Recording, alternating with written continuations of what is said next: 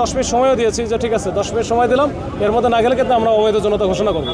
আমার ওয়াকিটকি এখন পর্যন্ত পাই নাই, ওইখানে হচ্ছে ওদের সাথে ধস্তাধস্তির একটা পর্যায়ে একজন নিয়ে নিচ্ছিল, যে কাকরাইল মোড়ে অবস্থান নিয়েছিল। এটা একেবারে মাননীয় প্রধান উপদেষ্টা বাসভবনের একেবারে কাছে, প্রধান বিচারপতি বাসভবনের গেটেই বলা যায়, এখানে 144 জারি করা আছে। ওনাদের সাথে ওনারা যেটা প্রথম দিকে বললো যে আমরা খালি ওইখানে গিয়ে টাচ করে আমরা আমাদের কর্মসূচিটা ঘোষণা করে আমরা ব্যাক করে চলে আসবো, যেন এটা জানান দেওয়া মিডিয়াতে চলে আসা। কিন্তু ওনাদের ওইখানে যাওয়ার পরে কিন্তু ওনাদের হচ্ছে এই অবস্থাটা পরিবর্তন হয়েছে।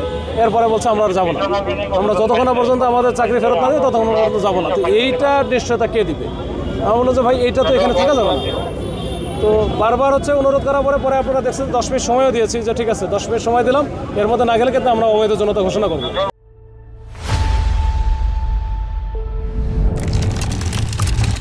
পরবর্তীতে কিন্তু আমরা যে 10 মিনিট পার হওয়ার পরে এরপরও আরেকবারও মৌখিকভাবে ওয়ার্নিং দিচ্ছি যে ভাই চলে যান। তো ওরা আসলে কোনোভাবে শুনবো না, ওরা শেষ পর্যন্ত থাকবে।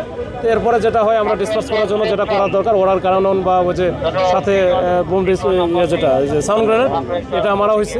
এরপরে আমরা পুশ করে কিন্তু হার্ড লাইনে যাই নাই, পুশ করে যেন ওরা অনেকেই আছে খুব বয়স্ক মানুষ, 60-70 বছর বয়স, ওইটা হচ্ছে মাথায় রেখেই আমরা কিন্তু আস্তে আস্তে ঠেলে তাদেরকে সরাইছি। এখন রাস্তা ক্লিয়ার, ওনারা চলে গেছে, কেউ বিভিন্ন জায়গায় হয়তো বিচ্ছিন্নভাবে আছে। তো আশা করি হয়তো আর নামবে না। এটা আসলে আটকেরটা আমি সঠিক একেবারে আমার কাছে স্পেসিফিক কোনো কিছু নাই, তবে যদি 2-4 জন থাকে সেটা আমরা দেখতেছি, আমরা শুনছি যে এরকম 2-4-5 জন হয়তো থাকতে পারে। ওইটা হচ্ছে ওই যে সাউন্ড গ্রেনেড মারার কারণে সাউন্ড হয়তো খুব কাছাকাছি পড়লে যেটা হয়, ওইটা সাউন্ড গ্রেনেডের কিছু ওই যে প্লাস্টিকের ইয়ে থাকে, স্প্লিন্টার টাইপের থাকে, ওগুলো খুব কাছে থাকলে হয়তো পায়ে লেগে যেতে পারে। তো ওইটাই লাগছে আমার মনে হয়। এটা যেটা হয়তো দূরে মারা কথা ছিল, ওইখানে হয়তো ফাঁকা জায়গা না করে কেউ হয়তো ওখানে চলে গেছে, বাস্ট হওয়ার কারণে ওইখানে লাগছে, এইটাই হয়েছে। আর এর বাইরে তো আমরা আসলে গুলি বা অন্য কোনো কিছু আমরা করিও। হ্যাঁ, আমাদের পুলিশ সদস্য বেশ কিছু আহত হয়েছে, এখন দেখা যাক আমরাও আহত হয়েছি ছোটোখাটো, এই আর কি। আমার ওয়াকিটকি এখন পর্যন্ত পাই নাই, ওইখানে হচ্ছে ওদের সাথে ধস্তাধস্তির একটা পর্যায়ে একজন নিয়ে নিচ্ছিল। এখন এটা কে নিচ্ছে একজন বললো, আমি আবার পরে এখন খবর পেলাম যে এটা কার কাছে যেন আছে, এটা দিয়ে দিচ্ছে আবার।